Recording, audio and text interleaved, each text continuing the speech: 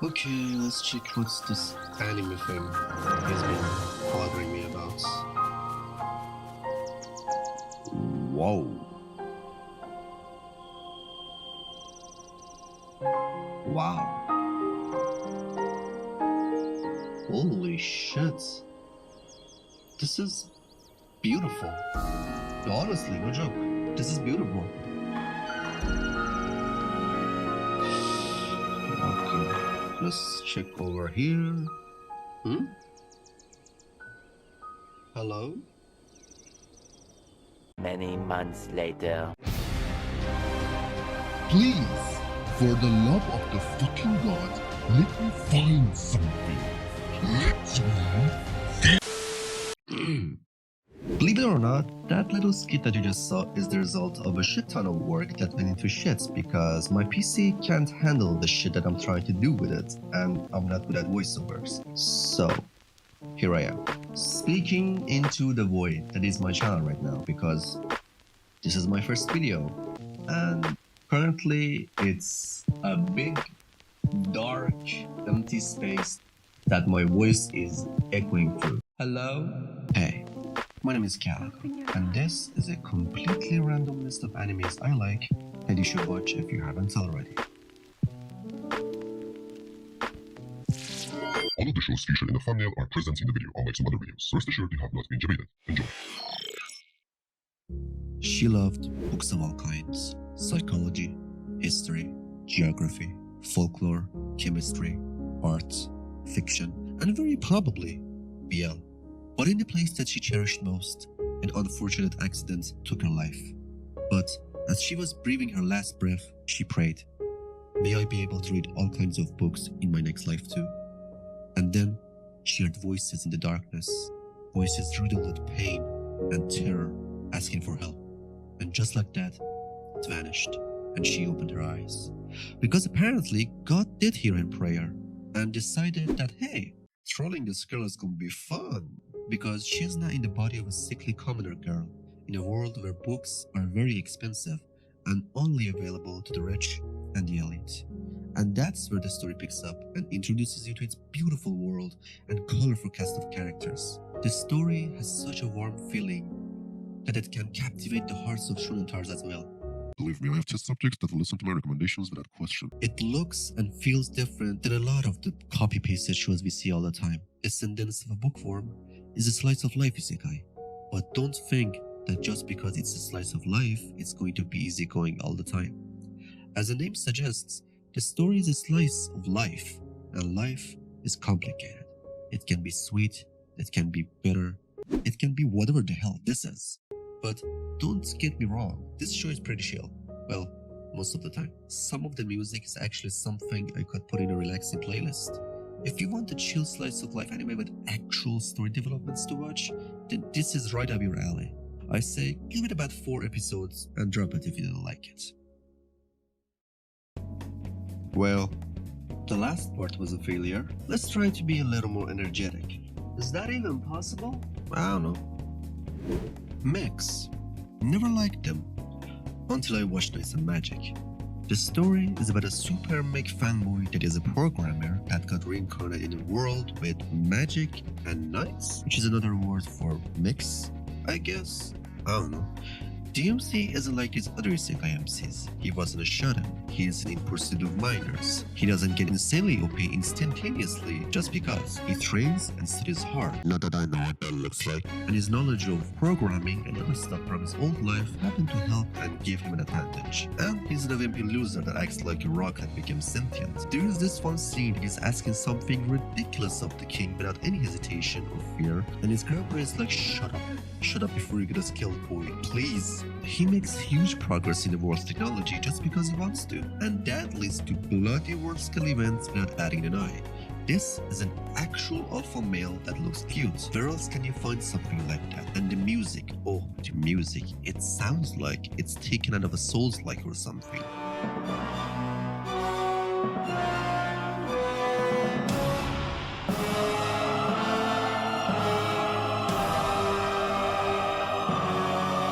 What is this, Elden Ring? It's awesome. It came out in summer 2017, the same time as garbage like Isekai wa Smartphone no Tomoni. Hey, editing Caligo here, and just as I was editing this video, I found out that this shit is getting a second season, and we still don't have a No Game No Life second season. Just wanted to put it out there.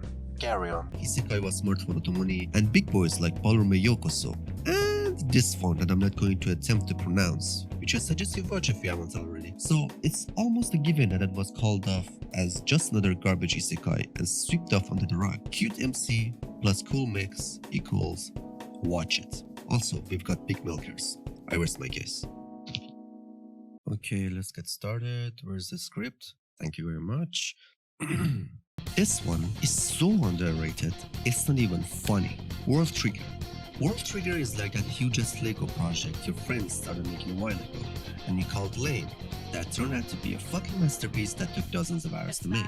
Now, put a really elaborate domino stuff inside that and you've got something like World Trigger. The writer has clearly put a lot of thought into the world building, the characters, the power system, and the overall plot. Everything just builds up onto itself. It just gets bigger and bigger and bigger. It just keeps growing. Every move is a small step in a chess game that means something in the overall plot. Mostly. The main trio and how they function and their development are, in my honest opinion, very good. One of the show's strong points is that main characters aren't always the center of the story and the world. You get to see a wide cast of very awesome and interesting supporting characters. And then you've got these goofballs. なんでいつもこっち向いてるんだろう。あとは当然あれや、浜駒第二の女の子な。あの子、ちっちゃくて可愛いな。そこ？いい子さん、女子は全部可愛い可愛い言うからな。うちは言われたことないけどね。あ、マリオがうちは可愛い言われたことないみたいな顔してますよ。I love them. Like seriously, these supporting characters are so awesome that they can have their own spin-off series. And that statement applies to a lot of characters. And I think that's a testament of this show's quality in writing and world building. The supporting characters are the thing that make World Trigger special to me. They are the story. The world, the characters feel organic. They have their lives, backstories, aspirations, dreams, and fears.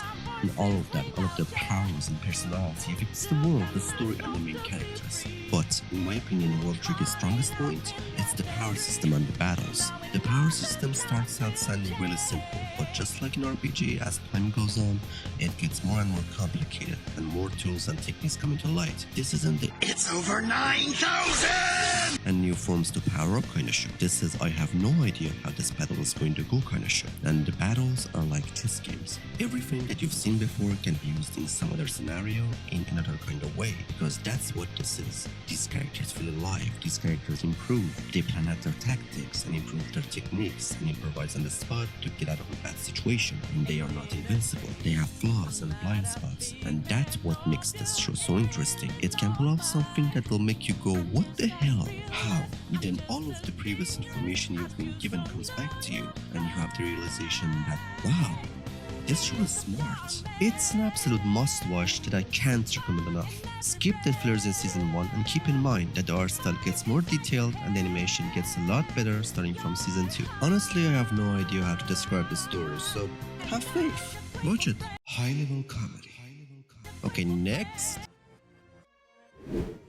I call Plunderer cool Latino reverse in anime format. Sort of. Ish. This show had one of the weakest startups of the season it aired in.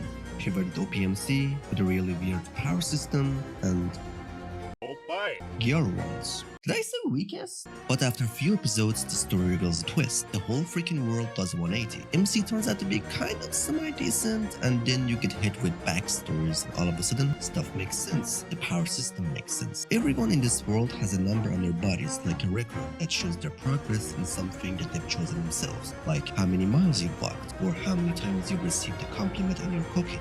These numbers also act like their lifelines, because if it reaches 0, a bunch of kind of perverted looking hands come from the abyss and take you away. The numbers also act like a power scaling number because this is a "it's over 9,000" type of show. The world looks and feels very generic at first glance, but honestly, you shouldn't judge a book by its 9 episodes of cover. Just give it a chance. You may like the setting of the world way more than you thought you would, just like me. Now, I'm gonna talk a little spoilery for a little bit, so if you're super sensitive to that stuff, skip to this point in your video. Okay, cool. The world isn't some generic fantasy world. It's a post-World War world that happened because of resources just drying up, and lots of other reveals that make shit make sense. Plot twists go in every direction in this one, and I like it. Now, I'm not gonna hide it. This one has some weird stuff. Like something always feels a little off. Most characters aren't that interesting. We've got Hitler-inspired looking Peter White dude, overly evil looking ass bitch that we know nothing about, etc, etc. But something just hits home somehow. That too, but I just like the premise and story beats of the show so much that I just overlook its shortcomings. Or not. Yeah, overall it might not be that show that went underrated on the radar and is a must watch, but it's certainly that show that you could give a shot and maybe enjoy a little. So give it a shot if you thought anything that I said sounded interesting. できたおっぱい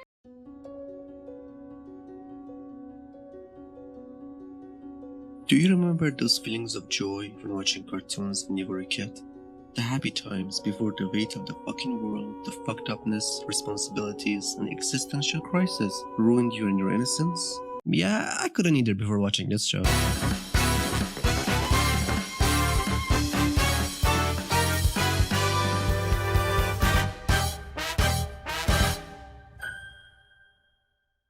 I freaking love this one. It's a gem. This one falls under the wholesome AF category. Seriously, this one can cure depression from the good feels. Iruma, a freaking sweetheart, was sold off to a demon named Sullivan by his piece of shit parents. But fear not, because Sullivan is a little overpowered goofball that wants Iruma to be his grandson and will do everything for him to be happy and dote on him like he fucking deserves. The world of this story feels kind of nostalgic if those cartoons we used to watch as kids, and also strangely different and refreshing to the other stuff we've gotten used to watching nowadays. We've got an airheaded goofball called Clara, a classy, powerful demon who is also kind of an airhead that thinks of Iruma like a king, a strict, powerful demon girl that is secretly in love with looking at romance manga from the human world, which is considered secret texts in the nether. So many awesome characters in an equally awesome world. Iruma is both best boy and best girl. Well, second best girl. He is innocence incarnate. This show is childhood put into anime, with all the things one might expect for people to see in cartoons, plus anime stuff. Friends, teamwork, mischief,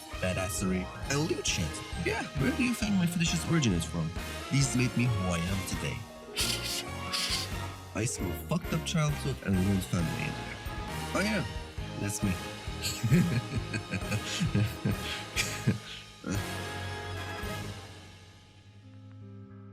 This was my very first time doing video editing and voiceover, so if you've watched the video up until this point, I want to say thank you for putting up with whatever this was. All of the corporate guidelines say that there should be a CTA or, call to action at the end of the video, but... Do it.